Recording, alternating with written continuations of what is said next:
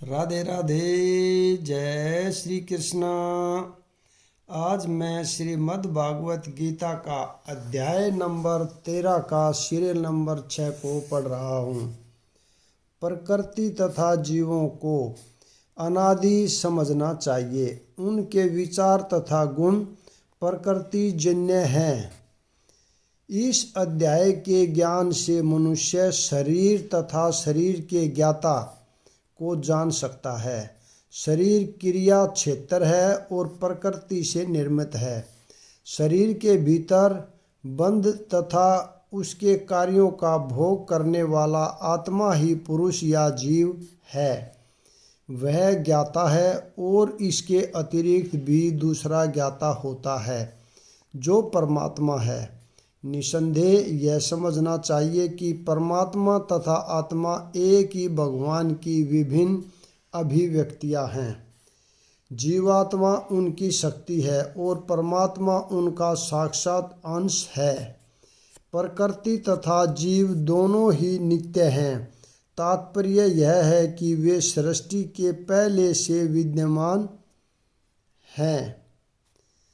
यह भौतिक अभिव्यक्ति परमेश्वर की शक्ति से है और उसी प्रकार जीव भी है, किंतु जीव श्रेष्ठ शक्ति है।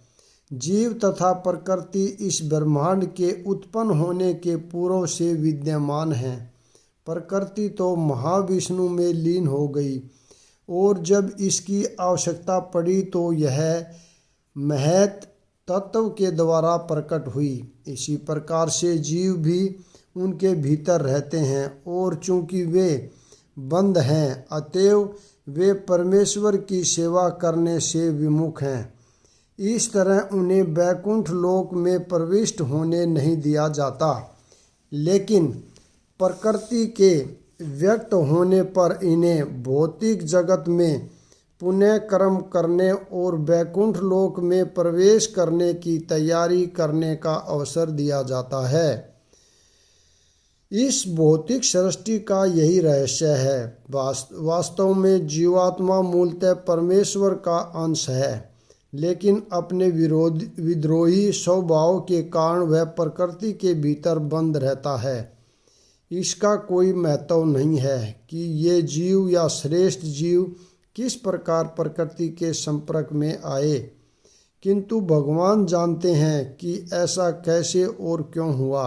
शास्त्रों में भगवान का वचन है कि जो लोग प्रकृति द्वारा आकृष्ट हैं वे कठिन जीवन संघर्ष कर रहे हैं, लेकिन इन कुछ श्लोकों के वर्णनों से यह निश्चित समझ लेना होगा कि प्रकृति के 3 गुणों के द्वारा उत्पन्न विकार प्रकृति की ही उपज है। जीवों के सारे विकार तथा प्रकार शरीर के कारण हैं। जहाँ तक आत्मा का संबंध है सारे जीव एक से हैं। प्रकृति समस्त भौतिक कारणों तथा कार्यों की हेतु की जाती है और जीव इस संसार में विविध सुख दुख के भोग का कारण कहा जाता है। जीवों में शरीर तथा इंद्रियों की विभिन्न अभिव्यक्तियां प्रकृति के कारण हैं। कुल मिलाकर 84 लाख भिन्न भिन्न योनियां हैं और ये सब प्रकृति जन्य हैं। जीव के विभिन्न इंद्रिय सुखों से ये योनियां मिलती हैं, जो इस प्रकार इस शरीर या उस शरीर में रहने की इच्छा करता है। जब उसे विभिन्न शरीर प्राप्त होते हैं तो वह विभिन्न प्रकार के सुख तथा दुख भोगता है।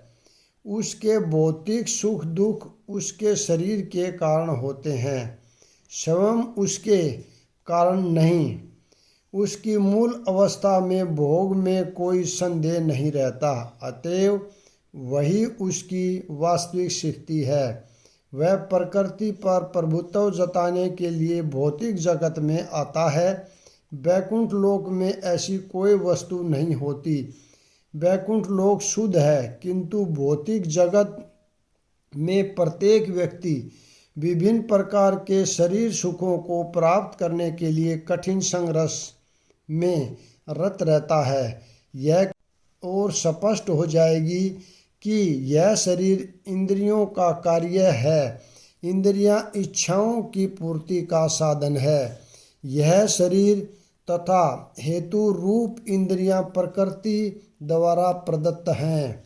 और जैसा कि अगले श्लोक में से स्पष्ट हो जाएगा, जीव को अपनी पूर्व आकांक्षा तथा कर्म के अनुसार परिस्थितियों के वश वरदान या शाप मिलता है। जीव की इच्छाओं तथा कर्मों के अनुसार प्रकृति उसे विभिन्न स्थानों में पहुंचाती है। जीव स्वयं ऐसे स्थानों में जाने तथा मिलने वाले सुख दुख का कारण होता है। एक प्रकार का शरीर प्राप्त हो जाने पर वह प्रकृति के वश में हो जाता है, क्योंकि शरीर पदार्थ होने के कारण प्रकृति के नियमानुसार कार्य करता है। उस समय शरीर में ऐसी शक्ति नहीं कि वह उस नियम को बदल सके। मान लीजिए कि जीव को कुत्ते का शरीर प्राप्त हो गया। जो ही वह कुत्ते के शरीर में स्थापित किया जाता है, उसे कुत्ते की भांति आचरण करना होता है। वह अन्यथा आचरण नहीं कर सकता। यदि जीव को शूकर का शरीर प्राप्त होता है, तो वह मल खाने तथा शूकर की भांति रहने के लिए बाध्य है। इसी प्रकार यदि जीव को देवता या शरीर प्राप्त हो जाता है, तो उसे अपने शरीर के अनुसार कार्य करना होता है। यही प्रकृति का नियम है। लेकिन समस्त परिस्थितियों में परमात्मा जीव के साथ रहता है। वेदों में इसकी व्याख्या इस प्रकार की गई है। द्वा सुपनाम सयुजा सखाए। परमेश्वर जीव पर इतना कृपालु है कि वह सदा जीव के साथ रहता है और सभी परिस्थितियों में परमात्मा रूप में विद्यमान रहता है। इस प्रकार जीव प्रकृति के तीनों गुणों का भोग करता हुआ प्रकृति में ही जीवन बिताता है। यह उस प्रकृति के साथ उसकी संगति के कारण है।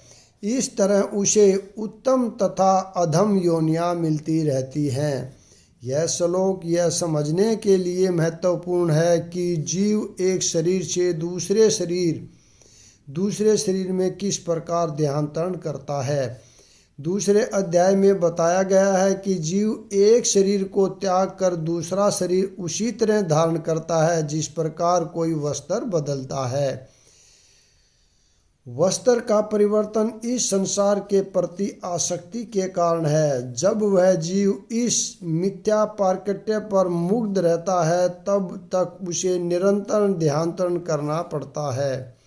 प्रकृति पर प्रभुत्व जताने की इच्छा के फलस्वरूप वह ऐसी प्रतिकूल परिस्थितियों में फंसता रहता है। भौतिक इच्छा के वशीभूत हो उसे कभी देवता के रूप में, तो कभी मनुष्य के रूप में, कभी पशु, कभी पक्षी, कभी कीड़े, कभी जल जंतु, कभी संत पुरुष, तो कभी खटमल के रूप में भी जन्म लेना होता है। यह क्रम चलता रहता है और प्रत्येक परिस्थिति में जीव अपने को परिस्थितियों का स्वामी मानता रहता है, जबकि वह प्रकृति के वश में होता है। यहाँ पर बताया गया है कि जीव किस प्रकार विभिन्न शरीरों को प्राप्त करता है।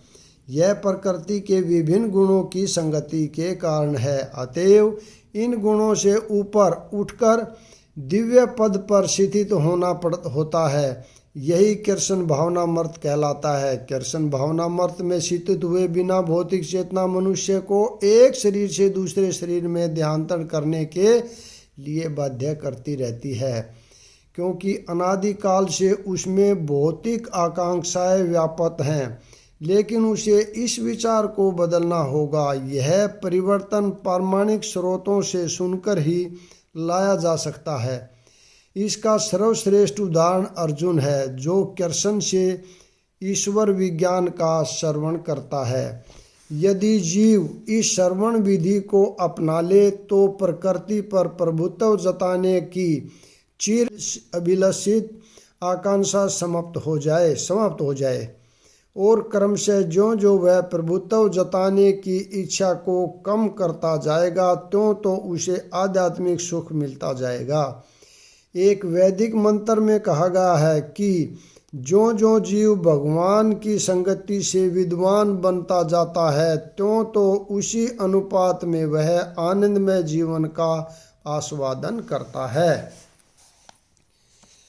तो भी इस शरीर में एक अन्य दिव्य भोक्ता है जो ईश्वर है, परम स्वामी है और साक्षी तथा अनुमति देने वाले के रूप में विद्यमान है और जो परमात्मा कहलाता है। यहाँ पर कहा गया है कि जीवात्मा के साथ निरंतर रहने वाला परमात्मा परमेश्वर का प्रतिनिधि है, वह सामान्य जीव नहीं है। चूँकि अद्वैतवाद चिंतक शरीर के ज्ञाता को एक मानते हैं, अतएव उनके विचार से परमात्मा तथा जीवात्मा में कोई अंतर नहीं है।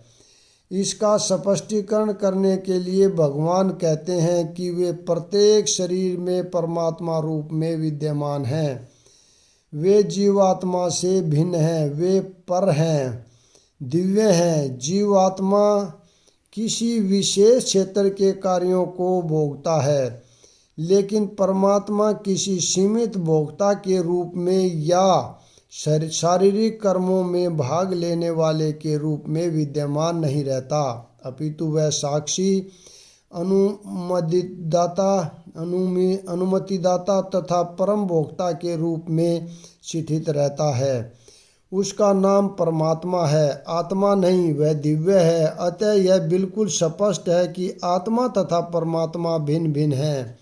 परमात्मा के हाथ पैर सर्वत्र रहते हैं, लेकिन जीवात्मा के ऐसा नहीं होता, क्योंकि परमात्मा परमेश्वर है। अतएव वह अंदर से जीव की भांति भोग की आकांक्षा पूर्ति की अनुमति देता है।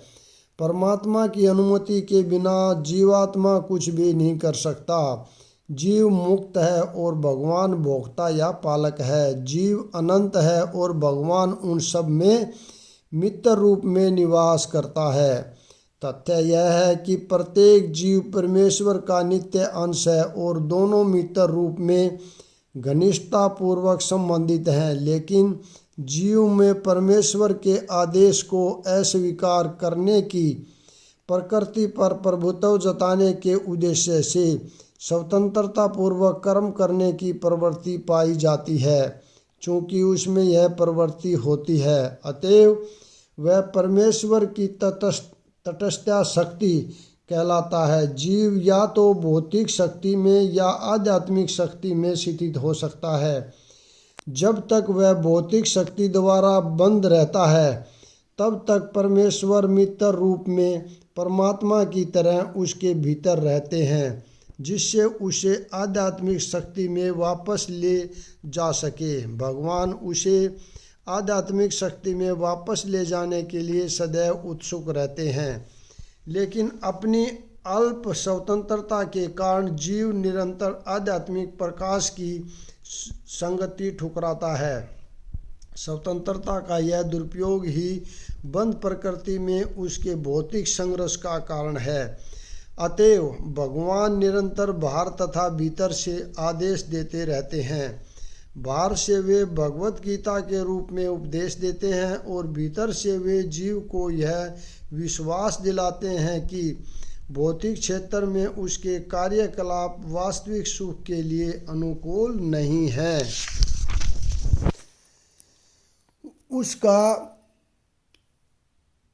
उसका वचन है, इसे त्याग दो और मेरे प्रति श्रद्धा करो, तभी तुम सुखी रहोगे। इस प्रकार जो बुद्धिमान व्यक्ति परमात्मा में अथवा भगवान में श्रद्धा रखता है, वह सच्चिदानंद जीवन की ओर प्रगति करने लगता है। यहाँ पर मैं विराम देता हूँ। अगला भाग कल पढ़ेंगे। राधे राधे। जय श्री कृष्णा।